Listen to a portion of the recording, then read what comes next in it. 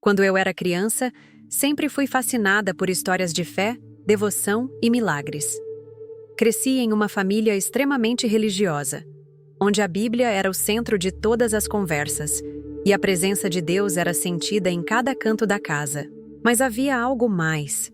Uma atração inexplicável por lugares silenciosos, por corredores escuros, por aquilo que não era dito, por aquilo que parecia sagrado, mas escondia um peso que ninguém ousava explicar.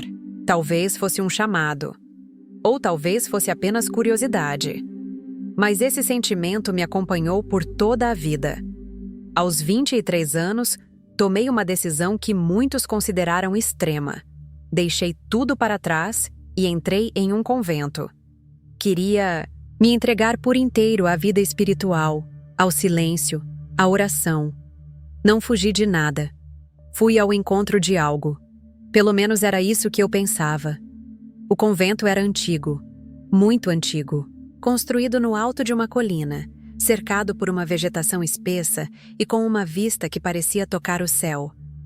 A estrutura de pedra escura contrastava com a serenidade do lugar, e o sino que tocava todas as manhãs era como um lembrete de que, ali, o tempo corria diferente. Fui recebida com palavras doces, olhares calmos e uma rotina rígida. As irmãs me abraçaram como uma delas, mas havia algo nos olhos delas, como se estivessem cansadas, ou talvez assustadas. Percebi isso nos primeiros dias, mas preferi ignorar. Estava ali para servir, não para julgar. As primeiras semanas foram pacíficas. Acordávamos antes do sol, rezávamos em silêncio, cuidávamos do jardim, cozinhávamos, estudávamos as escrituras. O mundo lá fora parecia não existir. Eu estava, enfim, em paz. Mas essa paz começou a desmoronar silenciosamente. Tudo começou com um corredor. Um corredor que ficava no final do claustro, onde as paredes eram mais frias e o silêncio era mais denso. As outras irmãs evitavam aquele lado. Diziam que ali era apenas um antigo depósito, uma área desativada do convento. Mas sempre que eu passava por perto, sentia algo estranho. O ar parecia mais pesado e um calafrio percorria minha espinha. E no final daquele corredor havia uma porta. Uma porta de madeira escura, com uma tranca enferrujada e um pequeno crucifixo pendurado bem no centro. Perguntei sobre ela uma vez, com ingenuidade. A irmã Miriam, uma das mais antigas, imediatamente mudou de assunto. Sorriu de forma forçada e disse que aquilo não era da minha conta. Achei rude, mas não insisti. Porém, depois daquele dia, comecei a perceber que algumas irmãs cochichavam quando eu passava. Não sei se era impressão minha, mas parecia que estavam preocupadas comigo, ou com o que eu poderia descobrir. Certa noite, enquanto voltava da capela, passei pelo corredor novamente. Estava vazio, como sempre. Mas a porta parecia ter se mexido. Um rangido quase imperceptível ecoou pelo ar, como se alguém tivesse mexido na maçaneta. Me aproximei, hesitante. Toquei na madeira. Estava fria como gelo. Encostei o ouvido. Nada. Absolutamente nada. Mas ainda assim, algo dentro de mim gritava para eu me afastar. Voltei rapidamente ao meu quarto, tentando convencer a mim mesma de que era só imaginação. Mas a partir dali, os sonhos começaram. Sonhava com vozes de mulheres chorando. Sonhava com alguém me chamando da porta, com batidas lentas, quase rituais. Em um desses sonhos, vi uma freira de véu rasgado, ajoelhada em frente à porta, rezando desesperadamente. Quando me aproximei, ela se virou, para mim com os olhos completamente negros, e disse algo que nunca esqueci. Você não deveria ter vindo. Acordei suando frio. Era madrugada. Saí do quarto e caminhei até o corredor, como se estivesse hipnotizada. A porta estava lá, imóvel, silenciosa.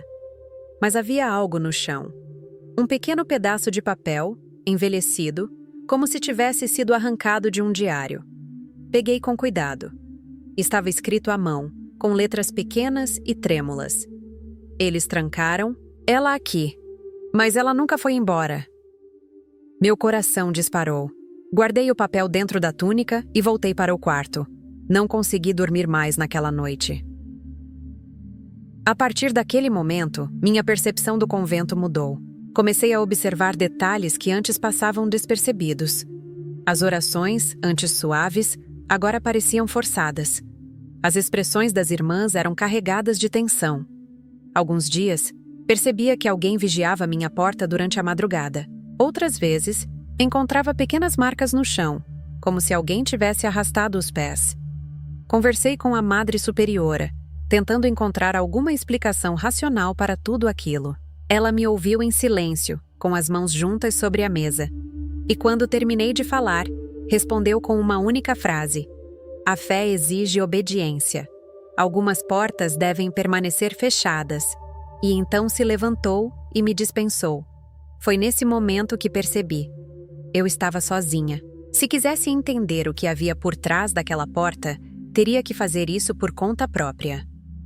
Durante os dias seguintes, me tornei obcecada. Esperei oportunidades para explorar o corredor com mais calma. Uma tarde, enquanto as irmãs estavam no jardim, voltei lá com uma lanterna. Examinei cada canto. Encontrei marcas na parede, como se algo tivesse sido arranhado ali. No chão, bem próximo à porta, vi uma mancha escura, quase imperceptível, como se fosse sangue antigo. Mas o que mais me chamou a atenção foi o crucifixo. Quando o toquei, ele caiu. E atrás dele, havia um pequeno orifício, como se fosse um buraco de fechadura. Ali percebi que a porta não era só uma entrada trancada. Era um aviso. Fui tomada por uma mistura de medo e excitação. Algo ali dentro clamava para ser descoberto. Mas também sentia que cruzar aquele limite poderia mudar tudo. Nessa mesma noite sonhei com a mesma freira. Mas agora ela não chorava. Ela estava em pé, ao meu lado, me encarando. Sussurrou algo em meu ouvido. "Você já sabe demais." E desapareceu. Acordei novamente, tomada pelo pavor. Minha mente dizia para esquecer, mas meu coração pedia para continuar. Aquela porta parecia ter vida. Ela me chamava. Ela me esperava. E eu estava prestes a atender esse chamado. Depois daquele sonho, minha relação com o convento mudou de forma irreversível. O que antes era rotina sagrada se tornou uma encenação. As orações, as refeições, até mesmo os momentos de silêncio, tudo me parecia falso, como se todas estivéssemos fingindo viver uma devoção que na verdade encobria outra coisa. A porta havia se tornado o centro dos meus pensamentos. Cada dia que passava sem uma resposta, só aumentava a sensação de que algo terrível tinha acontecido ali, e que todos sabiam, menos eu. Comecei a reparar com mais atenção em cada detalhe, à minha volta. Observei que a irmã Cecília, uma das mais gentis no início, começou a evitar contato comigo. Sempre que eu entrava em um cômodo, ela saía. Nunca mais trocamos palavras. A irmã Helena, por outro lado, parecia aflita, como se quisesse me contar algo, mas tinha medo. Percebi isso quando, ao cruzarmos no refeitório, ela me entregou uma bandeja e sussurrou, quase imperceptível: "Você precisa tomar cuidado."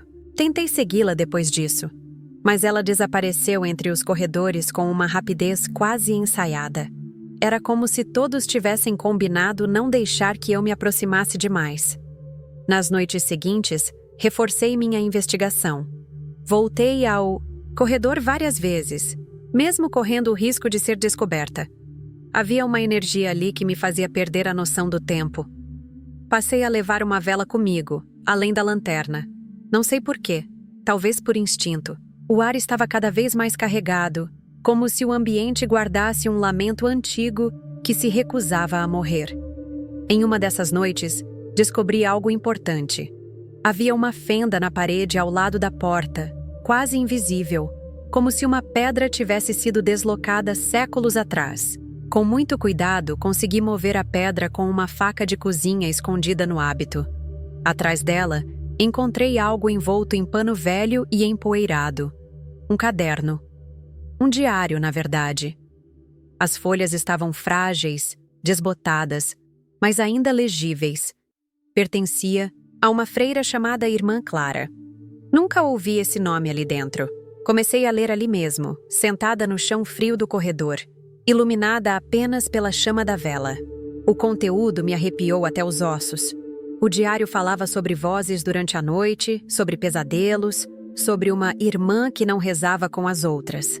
Clara mencionava uma mulher chamada Maria Elvira, uma freira que chegou ao convento décadas atrás e que, segundo os escritos, nunca foi aceita por completo pelas demais. Descrevia Maria Elvira como alguém de fé intensa, mas com práticas diferentes, estranhas. Ela falava em visões, em revelações diretas de Deus, mas também dizia coisas desconexas. Uma noite, afirmou ter visto um anjo caído vagando pela capela. Outra, jurou que o crucifixo do altar piscou para ela. A irmã Clara relatava que, com o tempo, Maria Elvira passou a se isolar. O comportamento dela ficou cada vez mais perturbador. Cantava em línguas que ninguém entendia, jejuava por dias e dizia receber mensagens de uma presença superior. O problema é que essas mensagens não traziam paz, traziam terror. O que mais me assustou foi uma parte do diário que descrevia uma madrugada em que gritos foram ouvidos saindo de dentro do convento. Gritos longos, cortantes. Quando as freiras correram para ver o que era, encontraram Maria Elvira ajoelhada em frente ao altar, com os braços abertos e os olhos completamente brancos. Segundo Clara, ela repetia a mesma frase: "Ela está aqui, e vocês a trancaram comigo." Depois disso, o nome de Maria Elvira desapareceu dos registros. Fechei o diário com as mãos tremendo. Não sabia mais se estava envolvida em um mistério espiritual, psicológico ou algo pior. Mas uma coisa era certa: havia uma história sendo escondida. E não era só para proteger o convento. Era para proteger as pessoas de algo que nunca deveria ter sido libertado. Levei o diário comigo e escondi sob meu colchão. Nos dias que seguiram, tentei fingir normalidade. Mas agora eu sabia. A porta não era apenas uma barreira física. Era uma prisão. E talvez não fosse Maria Elvira que estivesse trancada ali. Talvez fosse aquilo que ela invocou. Comecei a notar mudanças no convento. As orações começaram a incluir passagens que não reconhecia da Bíblia. Algumas irmãs murmuravam palavras estranhas no final dos cânticos. Vi, mais de uma vez, a Madre Superiora sair da capela em silêncio durante a madrugada, sempre em direção àquele corredor, mas nunca a vi entrar na sala da porta. Nunca. Ou talvez eu só não visse. Na tarde de uma sexta-feira, encontrei uma oportunidade inesperada. Estávamos todas reunidas na horta, preparando as colheitas, quando uma tempestade repentina caiu sobre o convento. A maioria das irmãs correu para guardar os instrumentos e os cestos. Eu me esgueirei para dentro, dizendo que precisava pegar algo no dormitório. Era minha chance. Corri pelos corredores molhados até a porta trancada. Levei comigo o diário e uma chave enferrujada que encontrei junto dele, escondida entre as páginas. Meu coração batia com tanta força que pensei que fosse desmaiar. Ajoelhei, em frente à porta e tentei a chave na fechadura. Para minha surpresa, ela entrou, mas não girou completamente. Era como se faltasse algo, um código, uma segunda chave.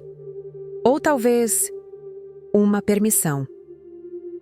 Foi então que ouvi passos, rápidos, vindo na minha direção. Escondi a chave e o diário debaixo do hábito. Me levantei e fingi estar apenas rezando ali. A irmã Helena apareceu na curva do corredor, ofegante. Ela me encarou por um segundo, depois olhou para a porta. E então, para minha surpresa, disse: "Você está muito perto. Eles vão perceber."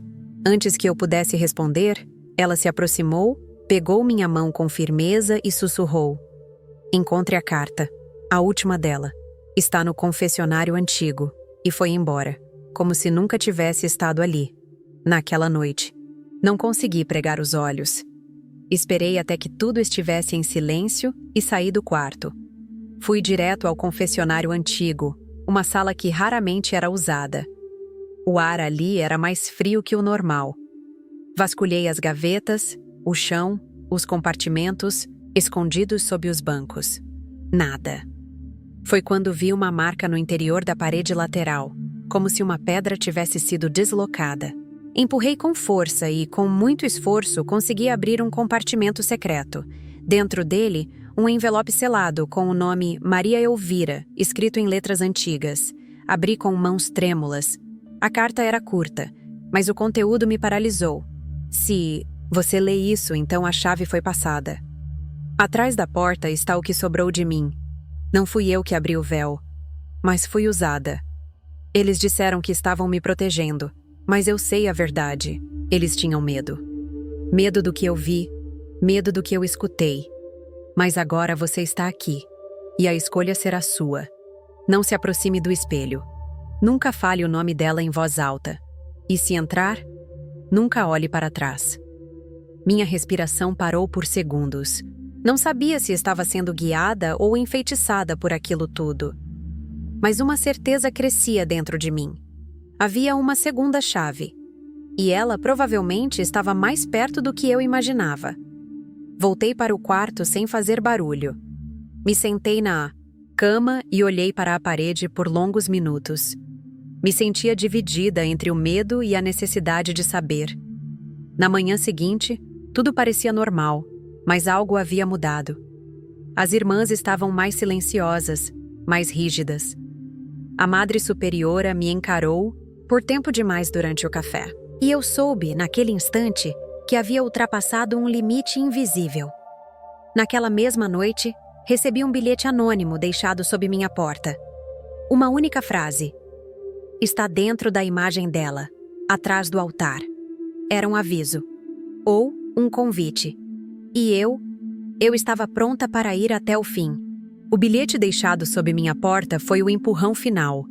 A frase, está dentro da imagem dela, atrás do altar. Ficou ecoando na minha mente o resto da noite. Não consegui dormir. A respiração ficou curta, o peito apertado. Eu sabia que estava me aproximando de algo sério. Algo que poderia me consumir inteira se eu não tivesse coragem para enfrentar. Mas já era tarde demais para voltar atrás. Não era mais só sobre a curiosidade. Agora era sobre a verdade. Sobre libertar algo que estava preso ou impedir que ele escapasse. Esperei até o convento mergulhar no silêncio da madrugada. O som ritmado da chuva no telhado fazia parecer que o mundo lá fora estava dormindo. Me vesti com o hábito escuro. Amarrei os cabelos e levei comigo a lanterna, a chave antiga, o diário da irmã Clara e a carta de Maria Elvira. Tudo parecia conectado, mas ainda faltava uma peça. A capela estava vazia. Sempre que entrava ali, sentia paz. Mas naquela noite, o ar estava diferente, denso, parado, como se o próprio tempo hesitasse em continuar. Caminhei lentamente até o altar. A imagem central era de Nossa Senhora das Dores, uma escultura de madeira alta, imponente, com um semblante triste. Seus olhos esculpidos pareciam me seguir enquanto eu me aproximava. Toquei na base da escultura procurando alguma fresta, alguma marca, e foi então que percebi um pequeno entalhe atrás da imagem, quase invisível. Forcei com os dedos e senti algo ceder. Uma tampa de madeira. Deslizou para o lado, revelando um pequeno compartimento escondido. Lá dentro, envolto em tecido velho e manchado pelo tempo, havia algo que brilhou mesmo na penumbra. Uma chave prateada, com um símbolo estranho no cabo. Um olho. Peguei a chave com reverência. O frio do metal parecia atravessar minha pele. Por um instante, pensei ter ouvido passos atrás de mim. Virei bruscamente, mas não havia ninguém. Guardei a chave, fechei o compartimento e saí da capela em silêncio, rezando mentalmente para que ninguém me visse.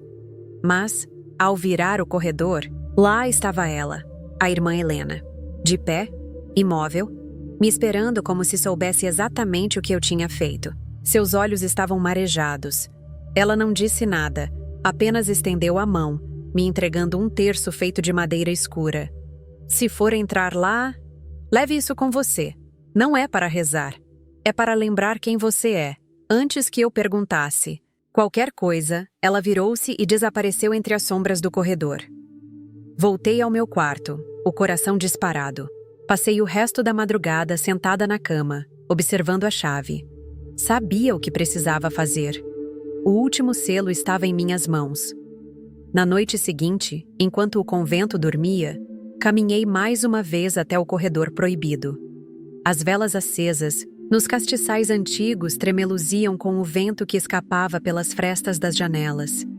A porta estava lá, silenciosa, como sempre. Mas agora parecia me aguardar, como se soubesse que eu voltaria. Me ajoelhei diante dela, respirei fundo e introduzi a nova chave. Dessa vez, girou completamente. Um clique surdo ecoou pelo corredor. A tranca caiu. A madeira antiga gemeu sob o peso dos anos. A maçaneta estava fria, úmida. Toquei-a com a mão, suada, e empurrei. A porta abriu com um estalo seco, revelando o interior escuro como breu. O cheiro que saiu de lá era de mofo, madeira podre e algo mais, algo metálico, algo que parecia antigo. Entrei devagar, com a lanterna apontada para frente. O cômodo era estreito, de teto baixo. As paredes eram de pedra bruta, como uma cela antiga. No centro, havia uma cadeira de ferro, e nela, correntes quebradas. O chão estava coberto de símbolos riscados com carvão e o que parecia ser sangue seco. Havia pregos fincados nas paredes em padrões simétricos. E no canto mais escuro da sala, uma figura, quase irreconhecível à primeira vista. Era uma estátua, ou, pelo menos parecia, uma forma humana, envolta em tecido preto, com o rosto coberto por um véu rasgado.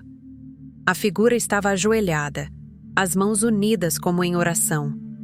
Mas o que me arrepiou foi a sensação imediata de que ela me olhava. Mesmo sem olhos visíveis, mesmo sem rosto. Senti aquele olhar perfurar minha alma. Dei um passo à frente e ouvi algo estalar sob meus pés. Era mais um pedaço do diário da irmã Clara, escondido ali. Peguei com cuidado. A página estava amarelada, mas ainda legível. Dizia: ela fala com quem entra, mesmo calada. Ela entra na mente, assume a voz de quem amamos. Mas não é ela, nunca é ela. A única forma de não ser tomada é não responder. O ar ficou mais frio. A chama da vela oscilou com força. E então, escutei. Uma voz.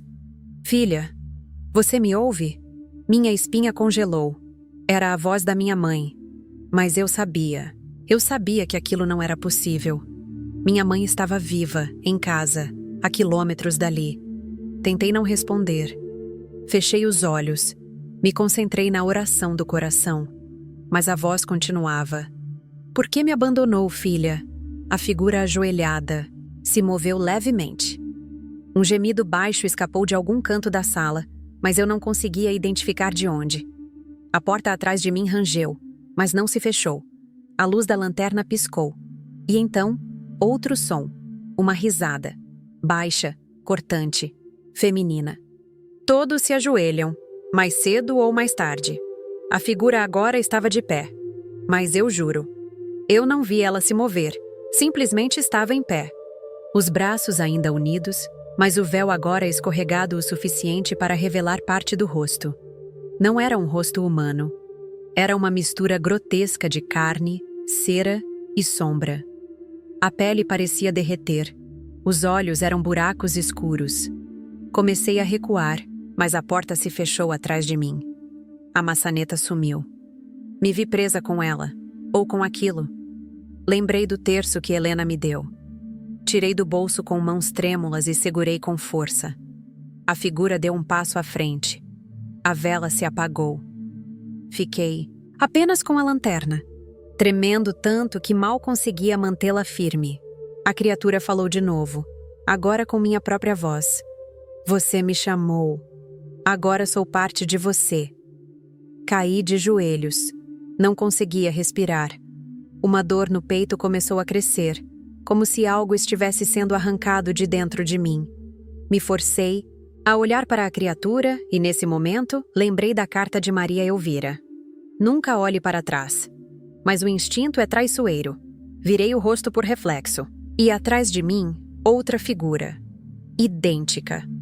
Como um reflexo da primeira, mas com olhos abertos e boca costurada. A sensação de sufocamento aumentou. As correntes no chão começaram a se mover sozinhas, deslizando como serpentes. Fechei os olhos com força, levantei o terço e gritei o nome de Maria Elvira. Foi como acender fogo dentro da escuridão. Um vento violento varreu o cômodo. As figuras gritaram em uníssono, um som que não parecia vir deste mundo. A lanterna explodiu em luz branca por um segundo. E então, silêncio. Quando abri os olhos, estava sozinha. A sala vazia, as correntes no chão, imóveis. A figura, desaparecida. A porta estava aberta. Saí cambaleando, caí no corredor. Chorava sem som. Senti o coração disparado, os braços dormentes, os olhos pesados. Irmã Helena estava lá, ajoelhada, me esperando. Me ajudou a levantar sem dizer uma palavra. Na manhã seguinte, a porta estava lacrada novamente, como se nunca tivesse sido aberta. A Madre Superiora não apareceu no café. Disseram que ela foi enviada para um retiro espiritual sem previsão de retorno. E eu? Eu sabia que algo havia mudado para sempre. Não em mim, no convento, em tudo. Mas ainda havia perguntas. O que realmente era aquela presença? Quem colocou as correntes ali? E por que eu? Por que agora? E mais importante, será que eu saí daquela sala sozinha? Acordei no meu quarto sem saber como cheguei até lá. A última coisa de que me lembrava era o rosto da irmã Helena, meio borrado pela luz que vinha do corredor, segurando minha mão com força. Quando tentei me levantar, as pernas fraquejaram. Era como se meu corpo estivesse esgotado por dentro, não apenas fisicamente, mas espiritualmente. Tudo estava estranho. Até o ar parecia diferente, mais pesado, como se o próprio ambiente carregasse lembranças do que aconteceu naquela sala. Meus olhos se fixaram no terço em cima da mesa. Aquilo ainda estava ali, sólido, real. Mas eu me sentia fragmentada, como se partes de mim tivessem ficado presas lá dentro. Tentei rezar, mas as palavras não saíam. Algo dentro de mim resistia. Como se cada oração fosse uma lâmina cortando algo invisível. Ainda. Assim forcei. Me ajoelhei no chão de pedra fria, fechei os olhos e rezei como nunca havia rezado antes.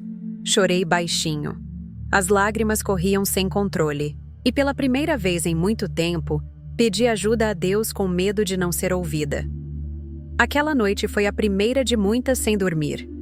Toda vez que fechava os olhos, via aquele rosto distorcido, aquele véu rasgado, aquelas correntes se arrastando, como serpentes. Às vezes, era o som, a risada, a voz da minha mãe me chamando no escuro. Outras vezes, era o olhar vazio daquela segunda figura atrás de mim.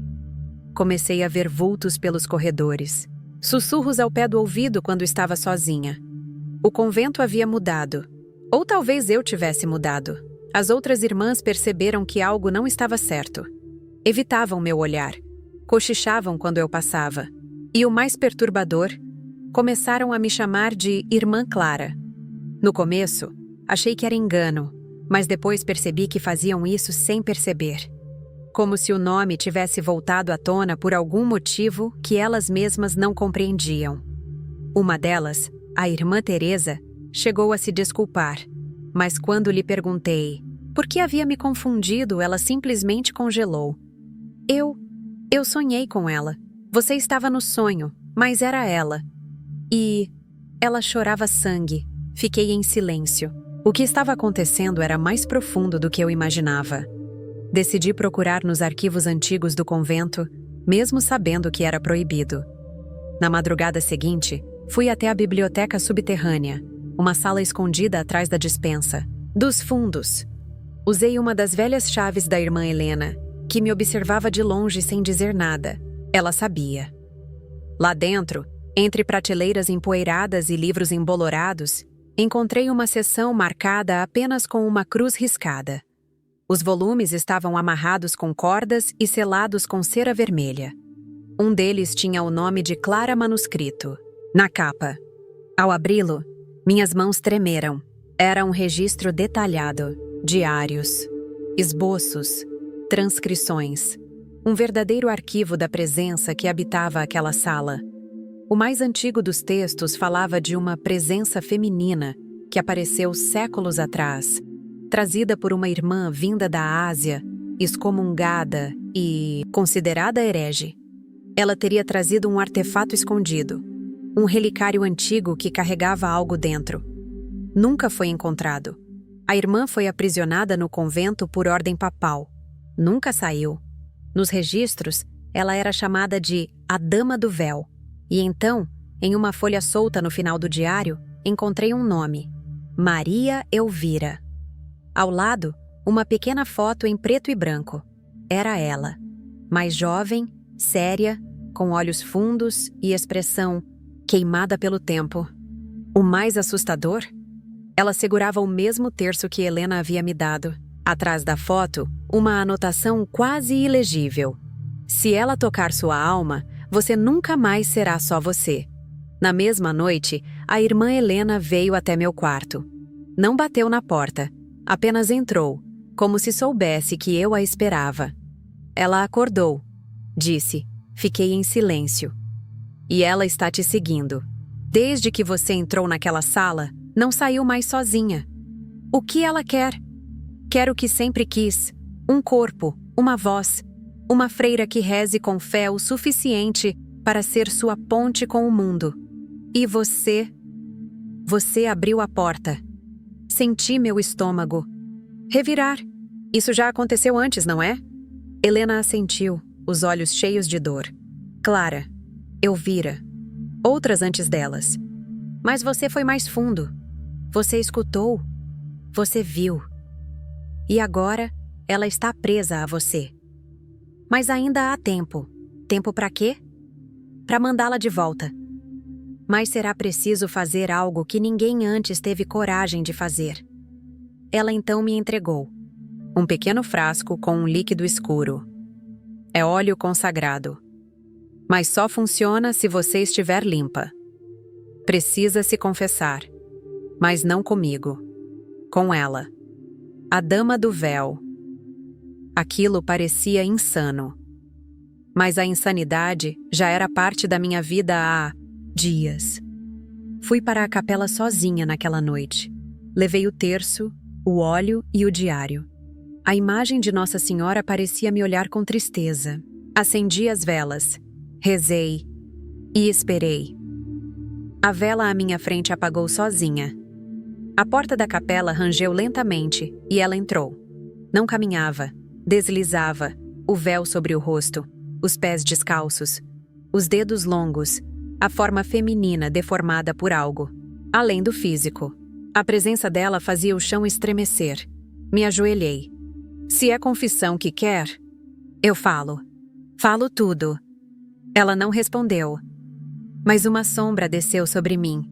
E em minha mente vi imagens, lembranças minhas, medos, culpa. Tudo exposto diante dela. Ela me conhecia, melhor do que eu mesma. E então, sem que eu dissesse uma palavra, ouvi minha própria voz, vindo dela. Você nunca me rejeitou. Você sempre teve medo. O medo me alimenta. É por isso que te escolhi. O terror dentro de mim se misturou com uma força que eu não conhecia. Peguei o óleo. A mão tremia. Ela se aproximou mais. O véu quase tocava meu rosto. Então, com toda a força da fé que ainda me restava, derramei o óleo em mim mesma, no peito, nos pulsos, no rosto. Ela gritou. Um som ensurdecedor. A capela tremeu. As velas se apagaram. As janelas estilhaçaram. E então, tudo ficou escuro. Acordei. 3 dias depois, estava em uma enfermaria improvisada. A irmã Helena estava ao meu lado, exausta. Me contou que me encontrou inconsciente na capela, cercada por vidros quebrados, mas sem nenhum ferimento. A imagem de Nossa Senhora, que antes ficava sobre o altar, havia se partido em dois. Dentro dela, encontraram um relicário antigo. Era o objeto que a irmã excomungada havia trazido séculos antes. Dentro do relicário, nada. Vazio. Mas o que me fez gelar foi o detalhe que ela contou por último. O véu. O véu da imagem sumiu, como se tivesse sido arrancado. Nos dias seguintes, voltei a andar pelo convento. O ar parecia mais leve. As outras irmãs voltaram a me tratar normalmente. A irmã Teresa até sorriu.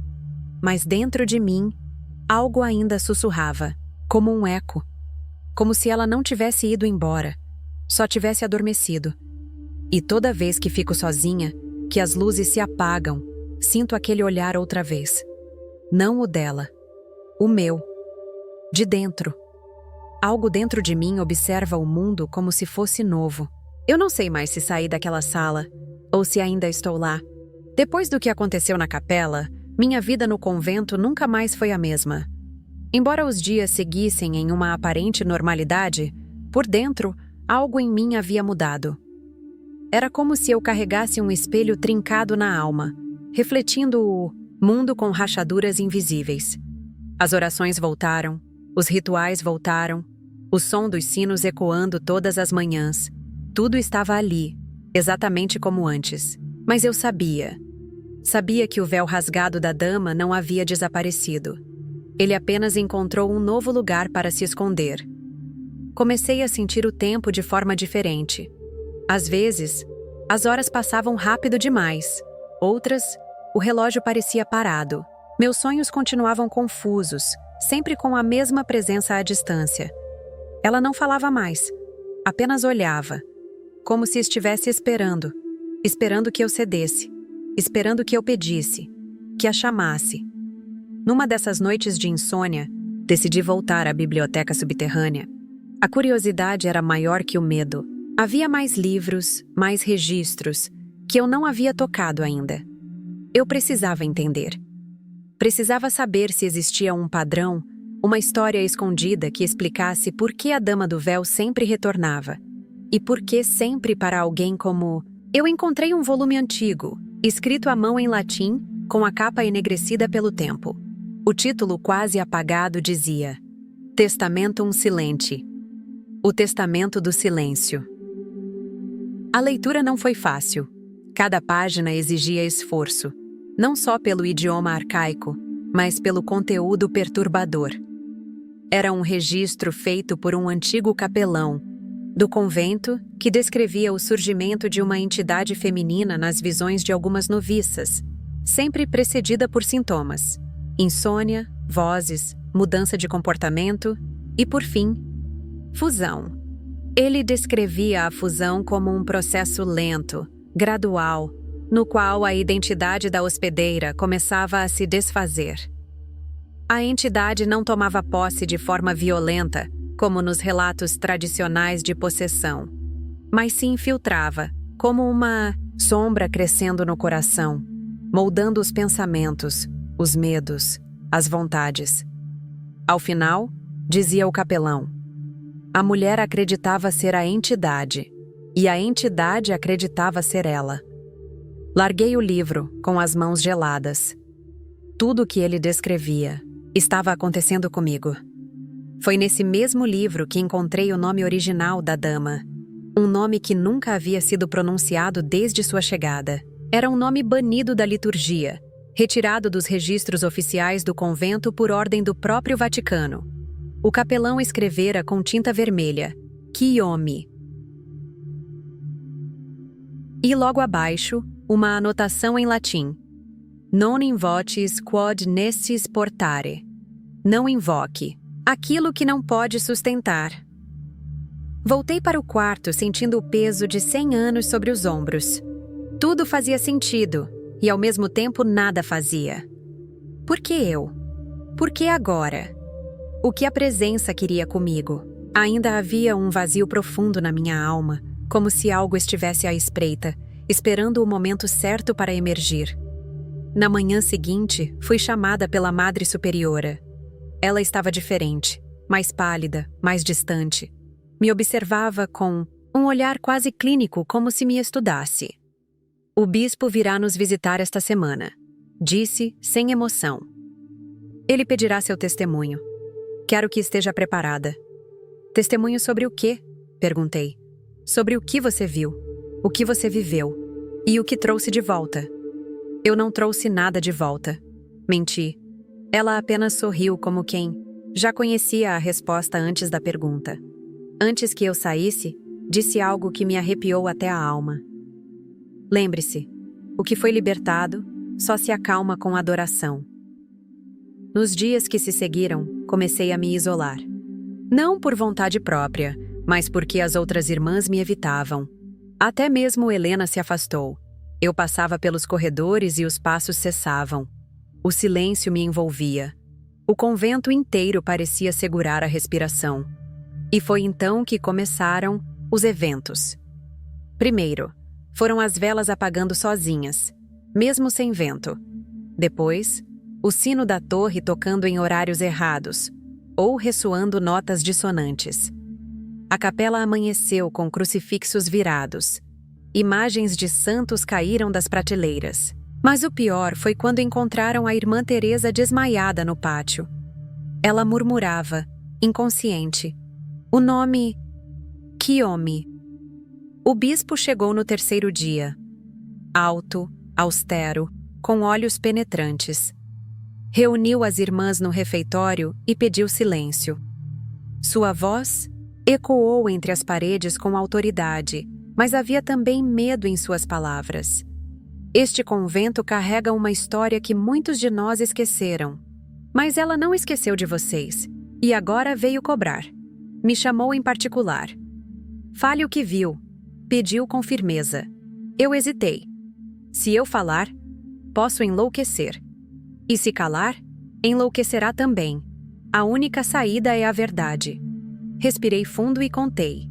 Do início ao fim, o som das correntes, o véu, a figura, a confissão, o óleo, a imagem partida, o relicário vazio. Ele não me interrompeu uma vez. Quando terminei, recitou uma prece em latim, fechou os olhos e me entregou um pequeno envelope. Aqui está o nome verdadeiro dela, o que nunca deveria ser pronunciado.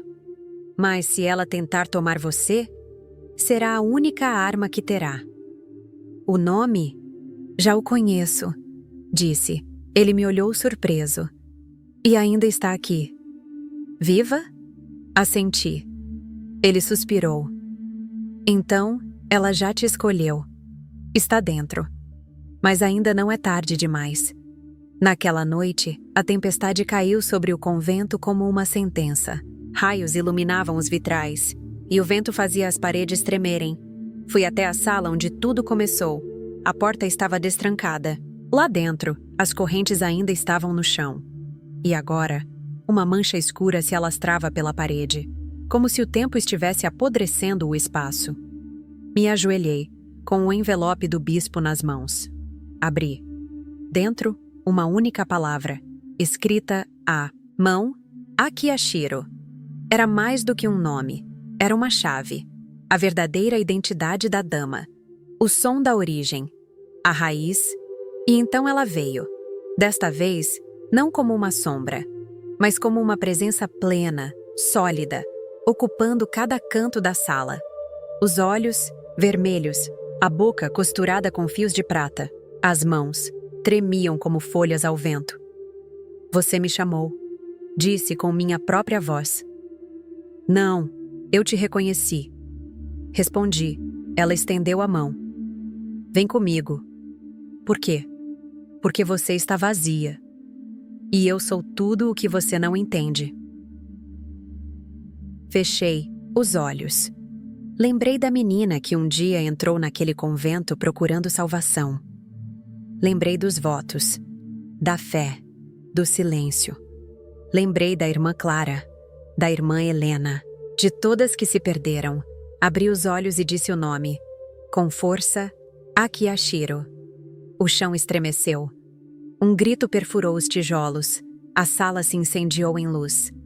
Ela tentou avançar, mas o nome a puxava para trás, como uma corrente invisível. Cada vez que eu repetia, ela se desfazia um pouco mais. Os olhos perderam o brilho, a boca se abriu e um vento gelado soprou de dentro dela. Um último sussurro. Ainda vou voltar, quando ninguém mais lembrar o nome. E então sumiu. Acordei, novamente na enfermaria. Desta vez, rodeada por todas as irmãs. Sorriam. Choravam. Helena segurava minha mão. E o bispo, ao fundo, fazia o sinal da cruz. Desde aquele dia, o convento foi reformado. A sala foi lacrada com cimento e bênçãos. O nome Akiyashiro nunca mais foi pronunciado. E eu me tornei a nova Madre Superiora. Mas às vezes, quando caminho pelos corredores à noite, ouço uma prece diferente sendo murmurada. Uma voz suave, familiar, como se rezasse por mim, de dentro de mim. E é então que me pergunto, será que fui eu quem venceu? Ou será que ela apenas aprendeu a viver em mim? Talvez o segredo sombrio atrás da porta trancada do convento nunca tenha sido o que estava preso lá dentro, mas sim o que entrou quando eu abri.